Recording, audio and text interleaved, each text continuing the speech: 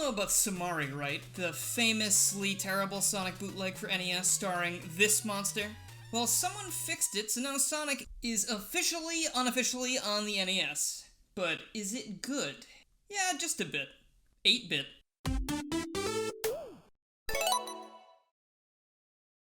Quick announcement for you. If you're watching this the day the video releases, that being June 24th, 2022, I am currently away attending Too Many Games in Philadelphia.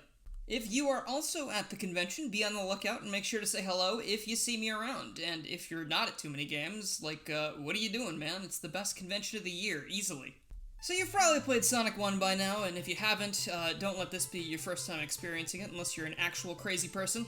Sonic 1 NES Improvement is a ROM hack of a bootleg game that is absolutely an improvement and, dare I say, makes it into a somewhat enjoyable experience. Mostly. The original Somari is full of nonsense like inescapable spike pits that soft lock you because your rings will keep bouncing back into you, to general bugginess, and perhaps the most offensive issue, this floating tree. How the hell did this happen? Like someone looked at this and thought it was release ready?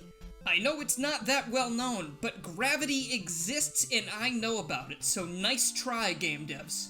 I've never even made it past the first zone of Somari, actually, because it is that miserable of an experience, but I know it omits certain stages from Sonic 1, probably to get the game working on the NES at all, since Sonic 1 clocks in at about 512 kilobytes, while the average NES cart was only around 128 to 384 kilobytes.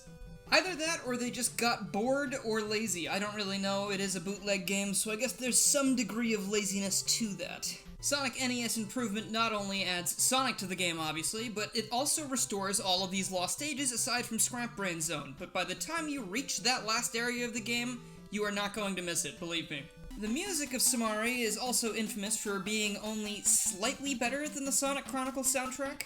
Whereas this mod brings in some really solid 8-bit renditions of these songs we all know and love, and I can actually see myself listening to in my free time or while writing a video script about the Sonic NES Improvement mod, but you know, that could just be a me thing. Graphics have received a major overhaul, going from meh to maybe I'm in love with how this looks. I especially love the Sonic sprites. Like, you'd think an 8-bit Sonic would look ugly because of the official 8-bit Sonic sprites. Ugh. But working within NES limitations, they managed to provide a rendition of this character that trumps the original 16-bit design in my eyes. Say what you will about that statement, but just know that I have my fingers in my ears and I am going la la la la la la la and cannot hear you. Otherwise known as the classic Sonic fan response to differing opinions. And that, my friends, is what we call a burn. These modding maniacs also somehow made this game play really well too. Like, Sonic is a little bit twitchy when running around and jumping, but there's a real sense of speed and the emulator didn't burst into flames, so I guess they somehow coded in that blast processing from the Genesis. I'm not saying this is perfect though. I did find myself getting hit by just about every obstacle that exists in the game because enemies and traps become active before they actually show on screen. So the biggest offenders of this, Orbinauts and Buzz Bombers, would be firing tiny little invisible projectiles at me that I couldn't see until I was already dead, which wasn't the best feeling. In fact, I wouldn't even say it was a good feeling. It was actually rather unpleasant. To negate the extreme frustration this brings into the game, though, in the 1.2 edition of the mod, continues were added, so if you get a game over, you're able to restart from the beginning of whatever zone you were in, as opposed to just restarting the entire game, which, oh man, that would have been a real nightmare brought to life. Even with the continue feature intact, though, I elected to start using save states at both the beginning of each act and also at one point within each act, because this game is also completely devoid of checkpoints.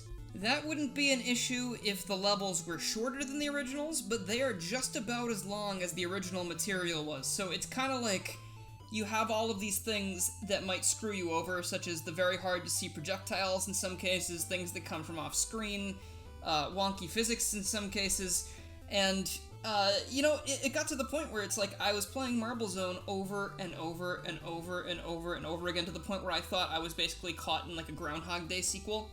And that was the point where I was like, you know what? I think it's absolutely fair game to pick at least one spot in each level and say, I'm making a save state here. It's like a checkpoint. It's like I coded the checkpoints in myself by pressing the save state button. I just think that's a fair compromise, because there was no way in hell I was going to play Marble Zone for like the 800th time on stream. Funny little side note also, when you get a game over, it shows on screen for about like, it feels like an eternity, but also you look in the bottom left corner and Sonic's life icon is actually like giving you a very disapproving look, like he's like, wow, I could have done better than that. I can't believe you got another game over 100 times in Labyrinth Zone. Yeah, Sonic, that happened. It's Labyrinth Zone. And speaking of the devil, Labyrinth Zone, I tallied this up. On stream, I was in Labyrinth for around 48 minutes, because once you hit the water, it's not gotta go fast anymore. It's maybe someday I'll reach 2 miles an hour, but it will not be today. Of course, moving slowly underwater helps with avoiding damage, but since enemies are seemingly sentient in this game, this stage is basically gamer purgatory. Like, I think I actually went through the 5 stages of grief while playing through this section on stream.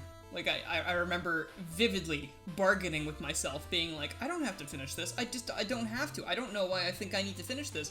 Maybe I could just give up. But I shouldn't, because then how am I gonna make a video about it?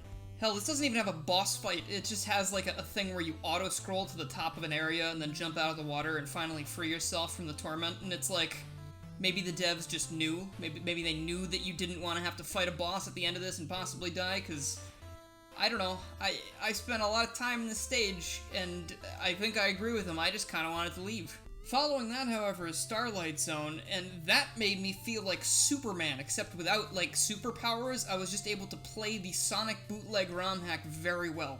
I flew through all 3 acts of this and the boss, and I think Starlight Zone might be one of the best acts in the entire game. It felt really good. It might be that I was just, like, absolutely tortured and pushed to the very edge of my existence because of Labyrinth Zone, and then Starlight was like, you know, good by comparison, but I think it actually is just a pretty good zone in general, as it was in the original game. After this, you would go to Scrap Brain Zone, but thankfully it skipped, and when I was playing this, I actually was completely okay with that, because if they had thrown me back into Labyrinth Zone for Act 3 of Scrap Brain Zone, I believe I would have started crying on stream. And I don't think anyone wanted to see that, but, you know, feel free to let me know in the comments if you like that kind of thing. The final boss looked like it might be a bit of a problem, but thanks to my elite gamer instincts, I quickly found a way to cheese it, and the game was complete. I think there might have been Chaos Emeralds in those special stages somewhere, but saving enough rings to get to each special stage is on my list of things that I wouldn't even do if you paid me. Speaking of which, you can join the channel as a member. Aside from the existential crisis I had while I was playing Labyrinth Zone, this hack is really, really solid. Like, Somari is a crime against nature and God and science, but if Sonic NES Improvement was like a real game that came out back on the NES, I feel like it would have kicked Mario 1's ass, like, easily. Mario 3, not so much, but Mario 1?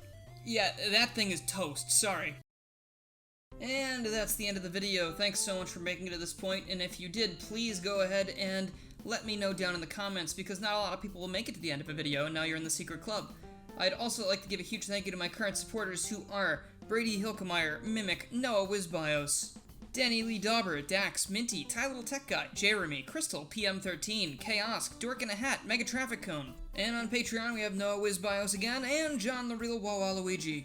Thank you all so much for supporting, it really means a lot, and if you'd like to check out these sponsorships for yourself, you can either click the join button below the stream or my Patreon at the card at the top of the screen, and it helps me make more videos like this, and you get to see a whole bunch of extra stuff, like some bonus videos and junk. But anyway, thank you so much for watching, and I will see you all next time.